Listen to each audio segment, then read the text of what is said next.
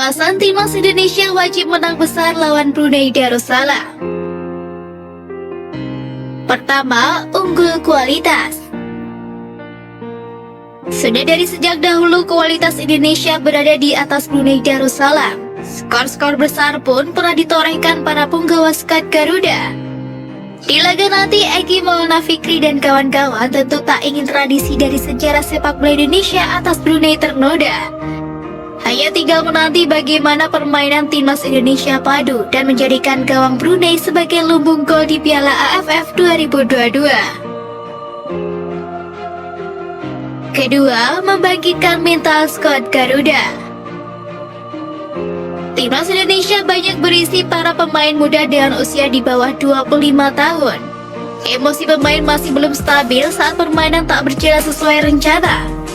Kemenangan besar atas Brunei di laga nanti tentu bisa memperbaiki mental pemain atau bahkan menaikkan kualitas bermain mereka. Hal ini juga berdampak pada laga selanjutnya yang bakal dijalani Indonesia melawan Filipina dan Thailand tentunya. Ketiga, menambah selisih gol. Thailand menggasak Brunei dengan skor 5-0, kemudian Filipina juga melakukan hal yang sama meski terbobol satu kali dalam skor 5-1. Timnas Indonesia tentu bisa lebih baik dari kedua tim tersebut. Pundi-pundi gol akan berpengaruh pada selisih gol saat penentuan juara grup bahkan persaingan runner-up. Momen itu harus dimanfaatkan dengan baik oleh skuad asuhan Sintayong.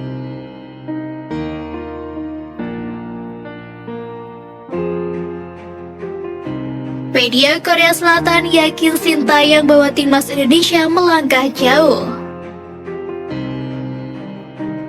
Langkah abis Sintayong bersama timnas Indonesia di awal Piala AFF 2022 mengundang perbincangan media Korea Selatan Chosan. Sebagaimana diketahui, kemenangan 2-1 atas Kamboja dirasa cukup krusial bagi skuad Garuda. Pasalnya, mayoritas pemain timnas Indonesia dalam kondisi yang kurang optimal karena kompetisi Liga 1 2022-2023 sempat berhenti pasca tragedi Kanjuruhan. Namun tambahan 3 poin menjadi awal yang bagus karena timnas Kamboja mulai menunjukkan peningkatan setelah menunjukkan Keisuke Honda sebagai manajer.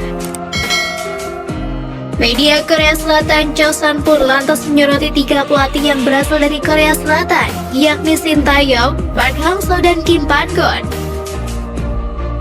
Ketiga pelatih tersebut menarik perhatian karena sama-sama meraih kemenangan di laga perdana. Vietnam sukses mengalahkan Laos dengan skor telak 6-0, sementara Malaysia menang dengan skor 1-0 saat berhadapan dengan Myanmar.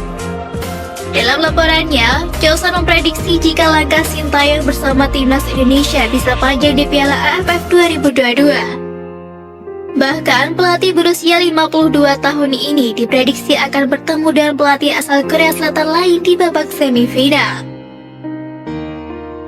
Jika Indonesia finish di peringkat kedua grup A dan lolos ke babak penyisihan grup, mereka akan bertemu dengan peringkat pertama atau kedua grup B di babak semifinal.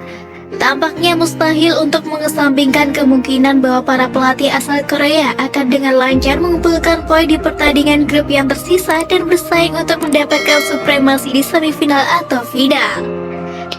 Tulis Chosan. Tentu menarik untuk menanti perjuangan skuad Garuda bersama Sintayong di laga-laga berikutnya untuk memastikan lolos ke babak selanjutnya. Sebab di grup lain, Vietnam dan Malaysia diprediksi akan lolos bersamaan serta menjadi lawan timnas Indonesia selanjutnya. Untuk itu, mari terus dukung Witan Sulaiman dan kawan-kawan untuk tampil lebih baik lagi ke depannya dan untuk Piala AFF 2022 dengan gelar juara.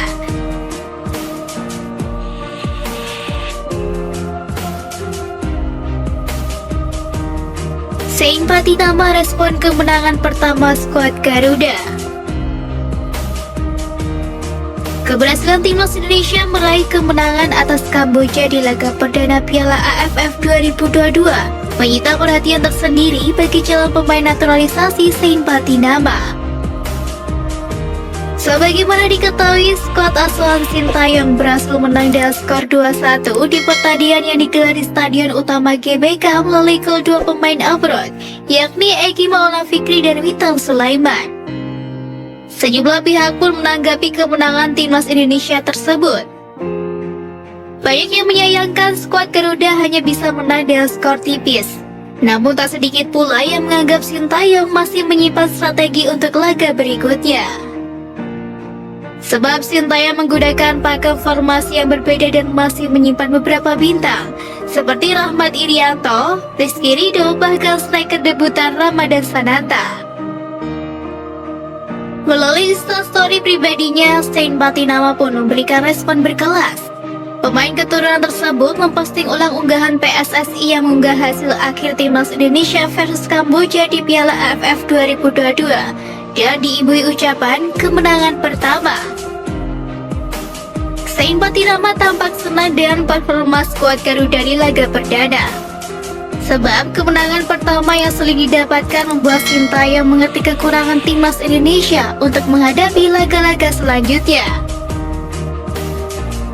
Stein Batinama sendiri memang belum sah menjadi warga negara Indonesia. Namun proses naturalisasi pemain yang membela Viking FK ini tak akan lama lagi. Stein Batinama tinggal menunggu surat keputusan atau SK yang ditandatangani oleh Presiden Joko Widodo sebelum menjalani sumpah setia sebagai warga negara Indonesia dan bisa membela timnas Indonesia di Piala Asia mendatang.